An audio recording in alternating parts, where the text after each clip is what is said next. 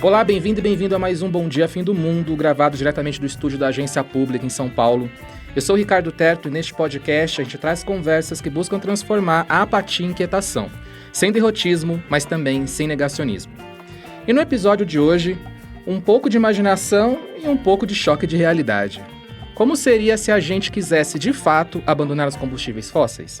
Nós temos uma coalizão pelos biocombustíveis, a FPA integra, ao lado da frente do biodiesel, ao lado da frente do etanol, ao lado da frente do biogás, do biometano. Isso compõe um documento que é o que nós apresentamos ao embaixador André Corrêa do Lago. Isso aqui é o chamado Mapa do Caminho. A gente vai falar das alternativas na mesa e o caminho que teríamos que percorrer até lá. Mas enquanto procuramos uma saída para a crise energética, um outro monstro devorador cresce a cada dia, os data centers. Nós vamos receber aqui no Ceará talvez o maior investimento privado da história. Vai ser o primeiro data center totalmente ambientalmente correto. Vai ser um data center que vai utilizar energia renovável 100%, eólica e solar. Tudo isso agora, no Bom Dia Fim do Mundo. Começando então esse primeiro bloco, deixa eu começar aqui cumprimentando as minhas colegas de bancada. E ela, recuperada, Giovana Girardi. Bom dia, Giovana. Bom dia, Terto. Pronta para outra gripe aí? Não. Bom dia, Marina. Oi, pessoal. E Marina Amaral. Bom dia, Marina. Bom dia, Terto. Bom dia, Gi. Maravilha, gente. Bom, a gente está agora completando um mês, né? Desde o início da guerra entre Estados Unidos, Israel e Irã. E como a gente falou nos outros episódios, nos episódios anteriores, essa guerra nos fez pensar muito sobre fontes de energia. E aí a gente resolveu trazer esse episódio aqui uma reflexão, se perguntar: se fôssemos mesmo abandonar os fósseis, os combustíveis fósseis, como isso seria, né? Dá para fazer isso agora ou na volta a gente compra? Ou na volta a gente paga a conta? O Brasil, será que o Brasil pode ser um exemplo para o mundo, né, para o uso de energia limpa? Giovana, como é que a gente consegue começar essa resposta? Pois é, Terto, só sei que não dá para deixar para comprar na volta, não. Com certeza vai ser a conta na volta aí se a gente demorar muito. Essa é uma pergunta que muita gente, na verdade, vem tentando responder, não é de hoje, né? Eu acho que a coisa tem ficado um pouco mais séria agora com esses esforços que a gente está vendo de construção de mapa do caminho para o fim dos combustíveis fósseis, né? A gente comentou isso aqui na semana passada. E acho que a primeira coisa que é importante frisar é que a gente não está falando, obviamente, de uma coisa da noite para o dia, né? Não seria, de repente, abandonar os combustíveis fósseis. A gente está falando de zerar emissões até 2040. Alguns cientistas acham que para o Brasil esse seria um marco possível, ou 2050 aí, que é a data mais aceita para o resto do mundo. Mas, de todo modo, por mais que a gente tenha aí alguns anos, precisa começar, e é agora, na verdade, já deveria ter começado ontem, né? Porque também, como a gente tem visto, o planeta não só está cada vez mais quente, como esse processo de aquecimento está acelerando. Então, isso vai diminuindo a nossa margem de manobra, né? Outra coisa que eu acho que é importante a gente considerar quando a gente está aí imaginando um futuro, é que também a gente não está falando de uma solução única que vai valer para todo mundo. E também não é só falar mais de aumentar as fontes de energia renovável. A gente precisa, claro, aumentar, mas a gente precisa pensar nas coisas aqui de um jeito um pouco diferente.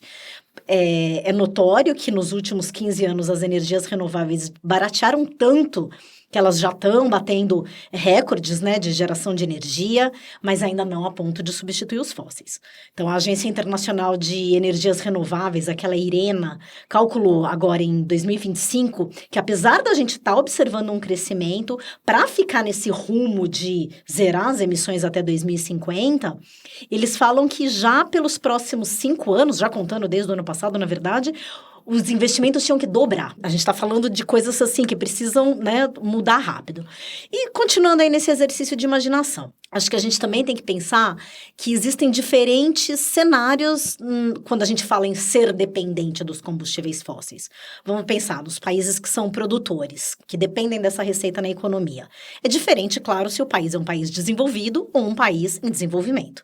O mesmo vai valer para países que não produzem, mas eles dependem pesadamente de importação de combustível fóssil, porque eles não têm outra fonte de energia no país.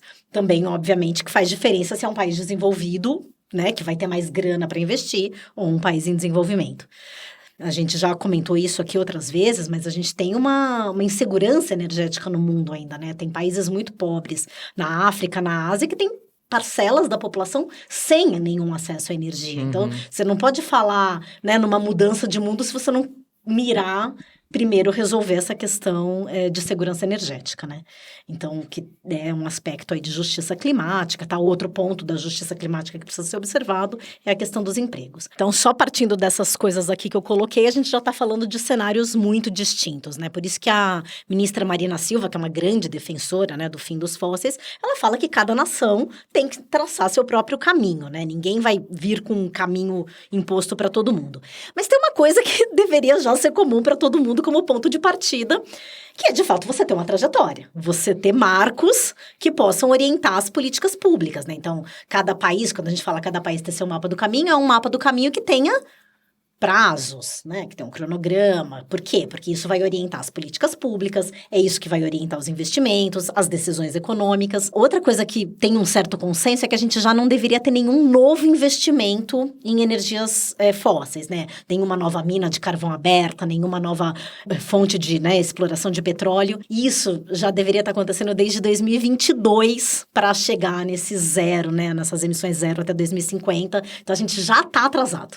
Aqui a gente sabe que a gente está, pelo menos. Aqui no Brasil, e infelizmente não é uma exclusividade nossa, tem novos projetos começando no mundo inteiro. Também fui ouvir um pouco o que diz a Irene Vélez, que é a ministra do Meio Ambiente da Colômbia, porque ela tem assumido uma posição bem de destaque nesse debate global e tentando propor esses caminhos, né? Ou pelo menos como que as pessoas deveriam estar fazendo essas discussões, tanto a gente até comentou, né? Ela vai agora presidir aí essa primeira conferência para a transição para longe dos combustíveis fósseis que vai acontecer lá em Santa Marta, na Colômbia. E aí ela cita alguns pontos bem fundamentais. Então, vamos supor, pensando no caso de países do sul global, como Colômbia e Brasil, que são países em desenvolvimento e são produtores de petróleo. Vamos lembrar que no Brasil, o petróleo hoje é o nosso principal item de exportação, né? Supera o agronegócio. Então, para a gente começar a imaginar, né, esse futuro sem os fósseis, a gente vai ter que pensar num novo modelo produtivo que não seja só de extrativismo. Que, nossa, só de pensar nessa questão aqui, né? Pensar num novo modelo produtivo já dá medo, né? Que você fala, meu Deus, ninguém vai sair disso aqui nunca, né? Mas, enfim, é necessário. E aí ela fala que um dos passos para isso, por exemplo, é eliminar os subsídios, né? Tanto para a produção quanto para o consumo. Teve um levantamento que foi divulgado pelo FMI no ano passado e eles falam que os subsídios globais para combustíveis fósseis atingiram a marca de 7 trilhões de dólares em 2022. O Brasil também tem subsídio pra caramba. A situação estava ainda pior no governo Bolsonaro. Eu não sei se vocês vão lembrar que ele tinha feito uma redução, né? Ele tinha imposto que ia ter uma redução de PIS e COFINS para os combustíveis fósseis. E aí, naquela época, os subsídios explodiram. Quando começou o governo atual, e isso até uma pressão do ministro Fernando Haddad, né? Que agora acabou de deixar o ministério, ele retomou a cobrança desses impostos. Mas ainda assim, então caiu um pouco os subsídios no Brasil, mas ainda assim, a gente está falando em 2024 de 47 bilhões de subsídios que foram para petróleo, gás e carvão mineral. E é muito mais do que se faz de subsídio para as fontes renováveis, por exemplo. Para cada R$1 que a gente subsidia a fonte renovável, são R$2,52 para os combustíveis fósseis.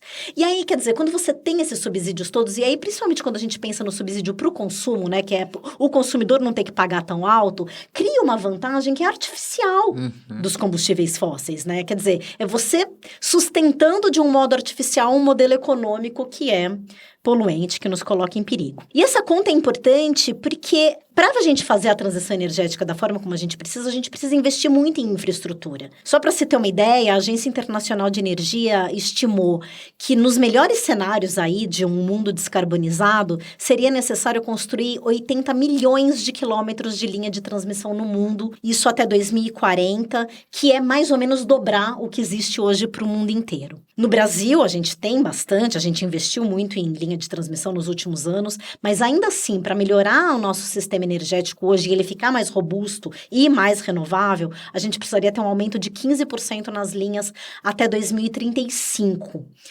Então, quer dizer, o destino dos recursos precisa mudar, né? Porque por isso que o que a gente vê que está acontecendo é que tem uma oferta maior de energia renovável, mas não reduz a demanda por fósseis, né? Porque como pode um setor condenado no país que diz que vai atingir a neutralidade de carbono em 2050, investe 47 bilhões de subsídios em petróleo, né? E aí o que acontece, como a Giovana estava falando, dessa falsa vantagem, né, dos combustíveis fósseis, eles acabam concorrendo de uma maneira que reduz a competitividade dos renováveis, né?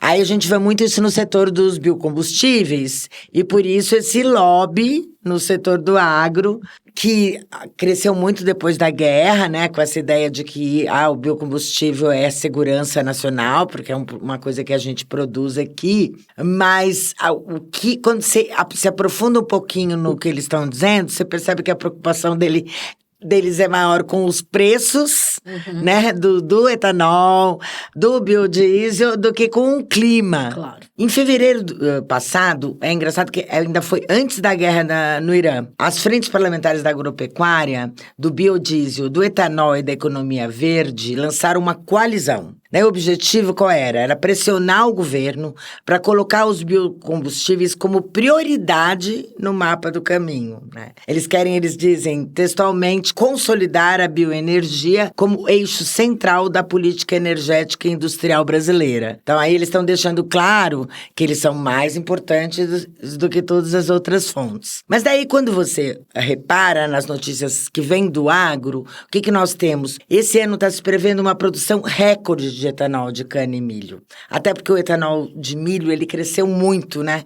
Então, isso fez aumentar a oferta de etanol. Então, esse ano, eles estão prevendo mais de 38 bilhões de litros de etanol, enquanto que na safra passada foi menos de 34 bilhões. E aí, o que acontece? Eles estão com muito produto, a guerra é uma oportunidade para escoar essa produção maior sem queda de preço. A regra básica, né, nos produtos agropecuários é época que você tem muito, ele cai de preço. Sim, né? Tanto que a gente vê as pessoas jogando leite fora, café fora. E eles estão preocupados que isso, né, que como eles estão com muita produção, mas tem essa questão da guerra, eles acham que é o momento de pressionar para expandir a oferta, expandir a venda sem cair preço, né? A gente vê, por exemplo, que quando o governo enviou a medida provisória retirando o COFINS do diesel, né, para tentar conter os preços, a Frente Parlamentar Agropecuária, mais conhecida como Bancada Ruralista, fez um lobby no Congresso para obter um tratamento diferenciado no biodiesel, né? E assim, tanto o percentual do etanol na gasolina, como do biodiesel no diesel, ele vem subindo depois da aprovação da Lei do Combustível do Futuro, em outubro de 2024. Então, por exemplo, o etanol, que ele correspondia a mais ou menos 27,5% da gasolina, agora ele pode ir até 35%, e no momento já é 30%. Então, o que o deputado Arnaldo Jandim estava ali defendendo, a gente viu ele no começo do programa falando, é que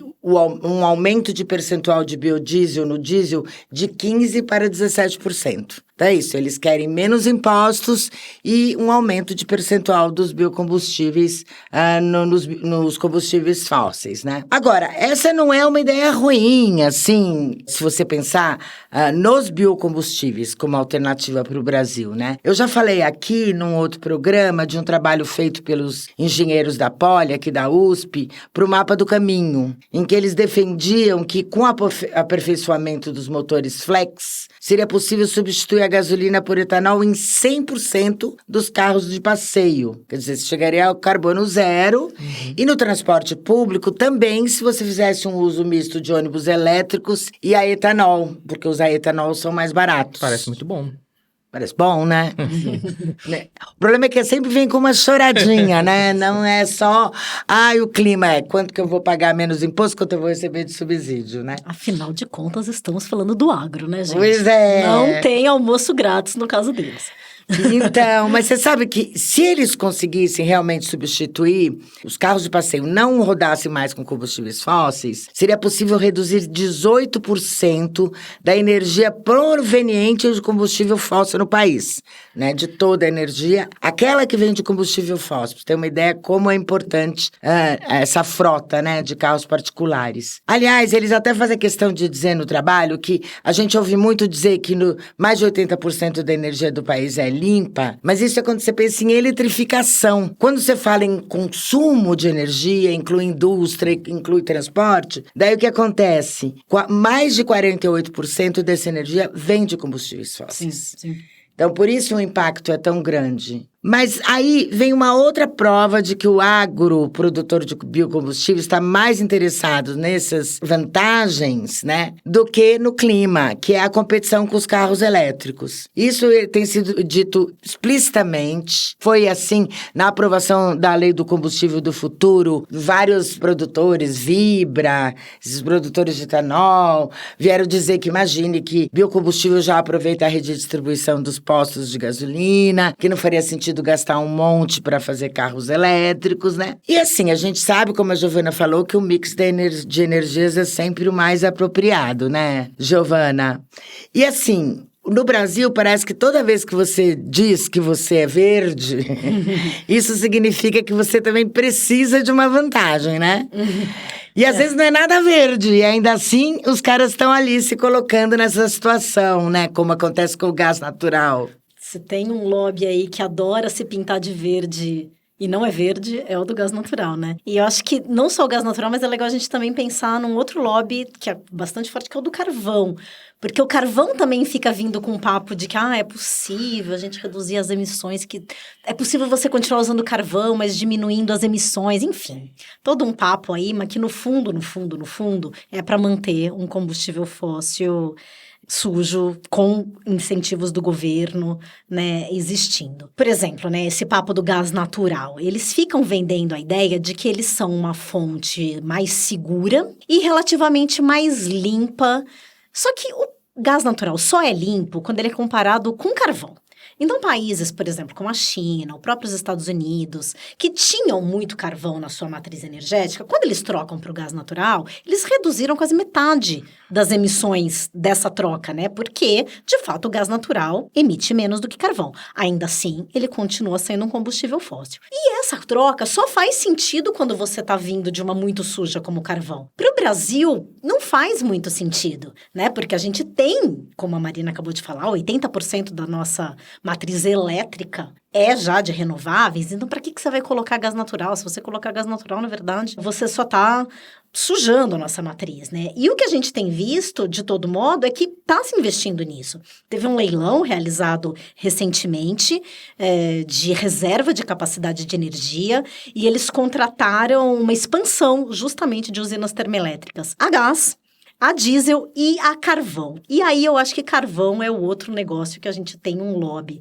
surreal, que é muito concentrado, né, em uma micro-região em Santa Catarina e uma outra região no Rio Grande do Sul, que impacta muito pouco, é uma parte ínfima da nossa matriz elétrica, mas todo ano eles vão lá e conseguem ampliar os subsídios para que essa energia continue valendo. Ela é super cara. Se não tivesse os subsídios, essa energia não faria sentido. Mas a gente continua investindo nela. E assim, tem dezenas de milhares de pessoas ali que dependem desse emprego. Em Santa Catarina, por exemplo, falam em cerca de 20 mil empregos. É bastante? É bastante, mas a gente não tá falando de uma coisa assim, né? Milhões de pessoas que precisam rearrumar emprego. Então, se a gente, nesse microcosmo tão pequenininho, a gente não consegue acabar com esses combustíveis, dá para dar uma ideia do tamanho da dificuldade de fazer a transição em escala nacional, que dirá em escala mundial, né, Terto? Exatamente, Giovanni. A gente falou nesse bloco aqui algumas datas, né? É aproveitar. Às vezes o ouvinte distraído pode achar que 2035, 2050 está muito longe. Mas aí eu fui até fazer uma pesquisa rapidinho. E assim, a gente está mais perto de 2035 do que a gente está perto do 7-1. E de 2050 é a distância do Penta. Se a gente for olhar, eu lembro bem do Penta. Então, mas assim, parece que já faz outra vida, né? Mas eu lembro bem do Penta. Assim, o tempo está passando. Tá. Inclusive, para este episódio, no segundo bloco a gente continua falando, né, do caminho aí para as energias renováveis, mas o que sempre se renova também para o bem e para o mal é a trombeta, que vem aí logo depois da vinheta.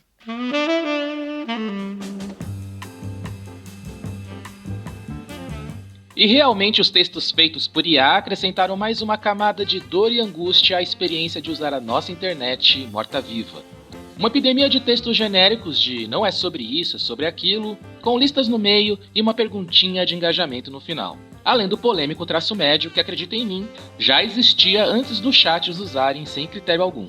Mas diferentes de certas colunistas da Folha, a maioria das pessoas não quer soar como a Melania Trump, digo, como um robô, e busca formas de tornar seu texto rico, complexo e original. Só tome cuidado para não fazer como o estudante que levou 0 na redação da FUVEST porque fez um texto com palavras difíceis e rebuscadas demais. O texto de Luiz Bessa, de 18 anos, começa com essa canetada. Perpassa em altivez, pela procela, a grandiloquência condoreira, em cuja máxima, aforismática, revela a tétrica languidez do sofrer recôndito. Professores ouvidos pelo G1 afirmaram que a nota 0 foi justa, porque apesar do rico vocabulário, o estudante pecou em desenvolver de fato argumentos coerentes e claros. Outra forma de dizer que esse texto também foi um gerador de lero-lero, mas pelo menos dessa vez foi humano. Afinal, não é sobre escrever, é sobre se comunicar. Se você quiser, eu posso listar mais 5 trombetas de comunicação que você deve evitar agora mesmo. Eis que finda então mais uma trombeta, fidedigno prenúncio do ocaso das eras e sinal irrefutável de que o bom dia fim do mundo perlustra presentemente em sua etapa intermediária.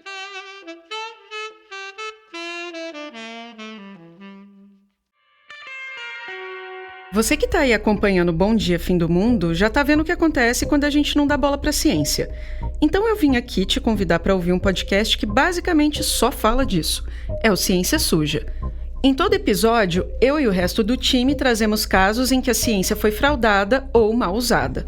Tem episódios sobre negacionismo climático, abuso de agrotóxicos, fórmulas infantis, poluição plástica, coaches de saúde. Aliás, na quinta que vem a gente vai soltar um episódio sobre o assunto do momento, a polilaminina, que faria pessoas em cadeiras de roda voltarem a andar. Enquanto ele não chega, é só rolar o nosso feed na sua plataforma favorita e eu acho que você vai gostar.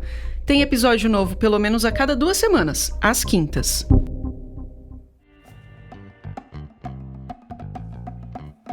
Começando então o nosso segundo bloco, e como sempre fica o convite para você seguir e assinar o Bom Dia onde estiver nos escutando e aproveitar e já curtir, compartilhar. E caso esteja nos escutando no Spotify ou na Apple, vale nos dar aquelas 5 estrelas que melhoram sempre a moral do programa nos algoritmos das plataformas.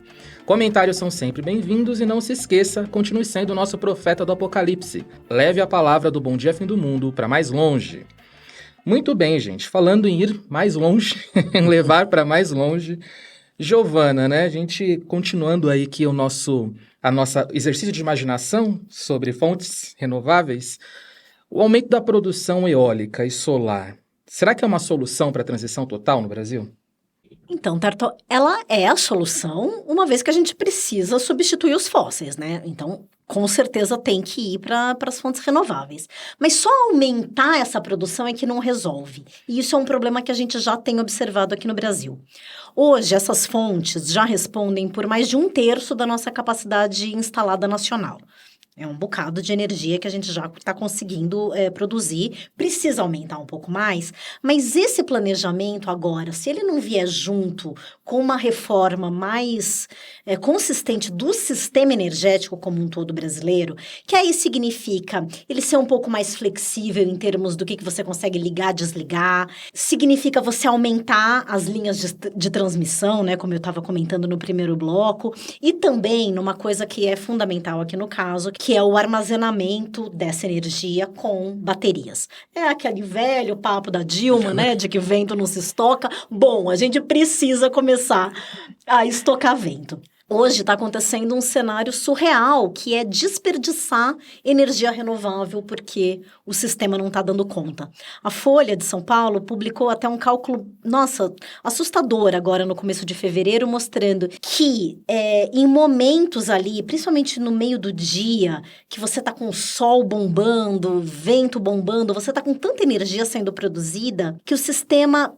por conta dessas fragilidades que a gente tem na interligação, né, das energias, ela pode vir com uma sobrecarga. Então, eles desligam usinas. E aí, isso significa deixar de produzir 20% de toda a energia solar e eólica que a gente poderia ter produzido pelas usinas em 2025. Você corta para evitar uma sobrecarga, evitar apagão. Esses 20%, gente, equivale à geração de Belo Monte.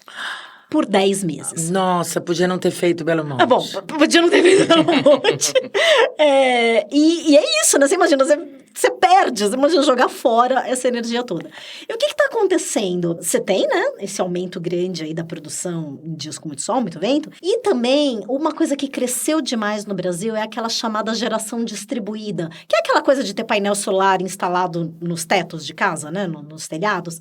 Essa energia, ela é usada pelo consumo das casas, mas vamos supor, você está em lá o seu painel, você não está em casa durante o dia, essa energia você não está consumindo, ela entra na rede. E aí é isso, imagina um monte de energia entrando na rede e as usinas funcionando. Aí é energia demais, quando você não tem tanta demanda. Só que aí o que a gente acontece? Quando chega a noite, e aí tá todo mundo consumindo energia dentro de casa, às vezes tá faltando luz, tá faltando energia no sistema. Ou seja, o Brasil enfrenta simultaneamente um excesso de geração, mas uma falta de potência em determinados horários. E aí é aquele papo, a gente começou a falar de gás natural no fim do primeiro bloco, é onde as termoelétricas, né, onde o povo do gás natural vem com esse papo. Não, gente, gás natural pode suprir essa falta de energia nesses horários. Especialistas que são mais antenados com a crise climática, eles dizem que não é por aí, que pelo contrário, para você deixar esse sistema robusto, bonitinho e à prova do clima, na verdade você tem que ter investimento em outras coisas, por exemplo, né, o tal armazenamento que eu já falei. Então, quer dizer, em vez de você fazer leilão para usina termoelétrica como esse que eu acabei de citar, tem que ter leilão para bateria, né? Porque aí sim você começa a ter investimento no lugar certo. E as próprias hidrelétricas podem funcionar com bateria do sistema, porque você imagina assim, que se você tá lá usando bem a eólica solar, você não precisa usar as hidrelétricas. É isso, né, que você até estava comentando, Marina, não precisaria ter Belo Monte. Mas já que temos, mantém Belo Monte desligada, vamos supor. Aí à noite liga, porque aí você poupa aquela água, né, durante o dia. É o tal backup que o pessoal usa para justificar as termoelétricas, né? Só que aí deveriam ser as hidrelétricas, porque aí pronto, estamos só com energia limpa e tudo muito bem. Mas, obviamente, né, a gente está falando aqui só do ponto de vista da energia mesmo, mas a gente também tem que pensar essa transição pela lógica da justiça social, né? Porque hoje a expansão das renováveis já tem ocorrido com desrespeito a territórios, da mesma forma que a gente viu ocorrer com décadas de expansão das hidrelétricas, né, Marina? Pois é, a gente está vendo protestos cada vez maiores e mais organizados nos territórios que recebem as torres de energia eólica, né? Principalmente no Nordeste, que concentra essa produção. Em primeiro lugar, porque a compensação oferecida pelas empresas é quase sempre injusta. Na maior parte dos casos, eles pagam por um arrendamento da área, né? E não por uma porcentagem na produção. Porque, afinal de contas, se você considerar que aquele território é daquelas pessoas, o vento também é um recurso natural daquele território, né? E se fosse uma terra privada de um fazendeiro, eles têm que pagar muito mais, né? E as torres têm impactos muito grandes nas comunidades. Porque, assim, eu não sei se vocês já viram, mas aquilo faz um barulho. Nossa, já. E dependendo do número de torres, é muito barulho. E tem uma coisa que se chama de efeito estroboscópico. Porque, assim, elas giram, então fica alternando a luz. E isso tudo, além de ruídos de baixa frequência, vibração, eles traz problemas para a saúde. Até já identificaram isso, deram um nome, síndrome da turbina eólica ou doença vibroacústica. Então, assim, é uma coisa que está se vendo cada vez mais. Inclusive, já tem casos de 2 comunidades no Ceará que conseguiram desligar as turbinas, por ordem da justiça, depois que eles conseguiram que fossem perícias e comprovaram que os ruídos estavam acima do limite legal. Quer dizer, a energia é limpa, mas as negociações não são assim tão limpas, né? E os impactos são maiores do que eles divulgam nas propagandas e parece que eles não estão muito preocupados em minorar esses impactos, né? Então, o que teria que ter é fiscalização e monitoramento. Pois é, Marina, e falando aí de comunidades afetadas, né? Acho que é bom a gente comentar, já que a gente está falando sobre consumo de energia, dele que vem se tornando o grande monstro consumidor de energia, né? Do mundo, devorador, e que tem muita sede, portanto, que também impacta várias comunidades, que são os data centers, né? E com certeza a gente vai falar sobre isso mais em algum outro episódio, né? Porque esse assunto tem muitas camadas. Mas como a gente está tratando aqui de alternativas aos combustíveis fósseis, é importante a gente trazer um pouco sobre os data centers. Afinal de contas, ele gera uma grande demanda extra, né, de energia, né, cada vez mais pesada de consumo de energia e de água para funcionar. É claro que isso acontece por causa do aumento de uso de inteligência artificial, que está numa corrida que é assim... Ninguém sabe exatamente ainda se a inteligência artificial vai entregar aquilo que ela está prometendo, né? Então, tudo é especulação. E aí, toda semana surge um modelo novo. E aí, surgindo um modelo novo toda semana, cada treinamento de modelo novo consome uma nova quantidade de energia. Então, já é um cenário muito delicado, né, de pressão energética que a gente vem falando aqui nesse episódio, em outros episódios, e os data centers só pioram isso ainda mais, né, Giovana? Pois é, Terto, porque é isso, né? Se a gente está pensando que, de um modo geral, a gente precisa diminuir o consumo, os data centers, principalmente os data centers de inteligência artificial, só aumentam o consumo do mundo, né? E é uma loucura, olha, só vou citar alguns números aqui para exemplificar. Segundo um relatório do ano passado da Agência Internacional de Energia, que eles fizeram especificamente sobre IA, eles falaram que o consumo global de eletricidade, por causa da expansão dos data centers, cresceu cerca de 12% por ano desde 2017. E aí eles já estimam que daqui até 2030 ele deve dobrar. Nossa. E que 1/10 da demanda do crescimento de eletricidade em 2030 vai ser para os data centers. Acho que não tem comparativo com nada, né? Não tem, né? Nada no mundo consome 10% da energia global como os data centers. Para o Brasil, o G1 publicou recentemente uma reportagem falando dos primeiros data centers de IA que estão sendo construídos aqui, e eles vão consumir o equivalente à energia de 16 milhões de casas. E fora a água, né? O ano passado, aí peguei um exemplo chinês aqui. Uns cientistas estavam calculando quanto que os data centers da China consumiram. Em 2022, foi o equivalente a 16 quase bilhões de litros d'água. Gente, isso é quase 3% da água consumida na China naquele ano. Então, também, outro volume aí surreal. Se a gente for comparar isso aqui com o Brasil, metade do reservatório ali de Itaipu é esse consumo da IA. Nossa. Quer dizer... Metade do reservatório de Itaipu só com inteligência artificial. Na China. Então, quer dizer, a gente está falando de impacto energético, impacto no clima, nos preços, né? Mas, obviamente, se consome esse tanto de água, isso aqui vai aumentar conflito também, né, Marina? No fim, o que a gente tem é que se defender, né? Porque as pessoas precisam de água e energia. E a gente está vendo a população dos territórios onde já tem esses data centers instalados ou com projetos para instalar, né?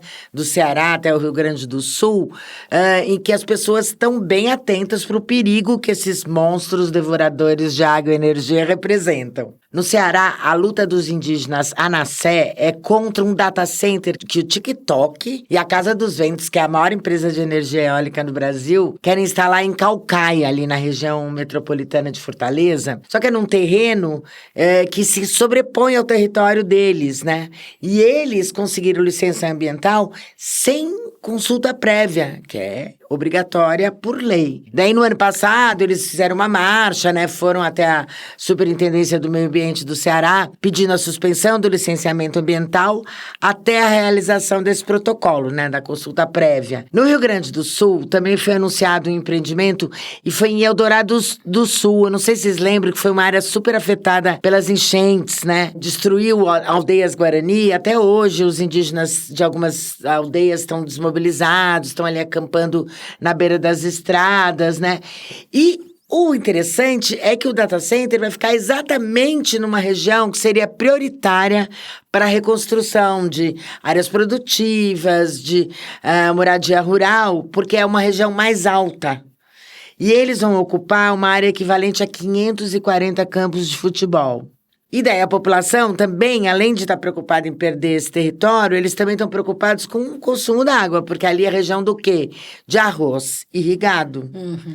O consumo de água é muito alto, né? Então, eles vão ter uma atividade que os caras estão dizendo para eles que eles vão ter empregos nos data centers, que eles não acreditam nem um pouco que esses empregos virão para eles. E o que eles estão vendo é eles perdendo espaço de território e trazendo problemas para a atividade da qual eles realmente vivem, que é o cultivo de arroz, né? Agora, os moradores estão questionando o licenciamento ambiental dado a toque de caixa pela Prefeitura de Eldorado do Sul, Sul, e eles estão exigindo contrapartidas financeiras, né? Já que, como eu disse, eles não acreditam em empregos, estão vendo só prejuízos à produção. Parece justo, né, Teto, que as pessoas se mobilizem contra os data centers? É, super justo, né? Aliás, né, enquanto tem gente que espera que a solução dos problemas que a gente enfrenta no mundo hoje virá de inovações de inteligência artificial ou coisa do tipo, talvez o que a gente precise mesmo é valorizar a velha tecnologia humana da luta contra a opressão e a exploração. Lembrando que não tem backup do planeta Terra em nenhum servidor por aí. Não tem como recuperar, se deletar, acabou. Mas, enfim, a luta dos povos indígenas pode, talvez, recuperar na gente no desejo coletivo de mudanças que são necessárias, como a gente viu hoje no episódio. E, apesar de tudo, a gente conseguiu terminar sem derrotismo, né? Viva a resistência popular! A gente vai ficando por aqui, mas antes de ir embora, vale agradecer a nossa Arca da Salvação, que são as pessoas que contribuem com o programa de aliados, que viabilizam mais uma temporada do Bom Dia Fim do Mundo. Para colaborar com tudo que a Pública faz, acesse apoie.apublica.org ou faça um pix agora mesmo de qualquer valor para contato@publica.org. Agora eu me despeço aqui das minhas colegas do Fim do Mundo. Um abraço, Giovana. Até semana que vem. Beba muita água. Um abraço, gente. Comam um chocolate, fiquem calminhos para enfrentar o fim do mundo aí. E um abraço, Marina. Até semana que vem. Até a semana que vem, gente. Boa Páscoa. Semana que vem estamos de volta quinta-feira bem cedo, às 6 da manhã, em todos os tocadores de podcast. Fiquem bem. Até lá. Bom dia, Fim do Mundo. Nesse episódio, usamos áudios do canal da Frente Parlamentar da Agropecuária no YouTube e do canal Gov. O Bom Dia Fim do Mundo é uma produção da Agência Pública de Jornalismo Investigativo. Esse podcast é apresentado por mim, Ricardo Terto, e por Marina Amaral e Giovana Girardi. A gente também faz o roteiro dos episódios em conjunto com a diretora do programa, Sofia Amaral. O Pedro Vituri compôs a trilha sonora do programa e a Beatriz Lago fez a nossa identidade visual. Edição e design de som são feitos por mim, Ricardo Terto. A produção dos podcasts da Agência Pública é feita pela Estela Diogo, com apoio da Thaís Santana e coordenação da Sofia Amaral. A coordenação das redes sociais é de Lorena Morgana. O vídeo para as redes é da Etienne Karen e a publicação no site fica com Guilherme Silva e Rafaela Ribeiro. Se você gostou desse programa, ajuda a gente a chegar mais longe compartilhando com os amigos. E se quiser falar com a gente, pode deixar um comentário ou nos escreva no e-mail podcasts@apublica.org.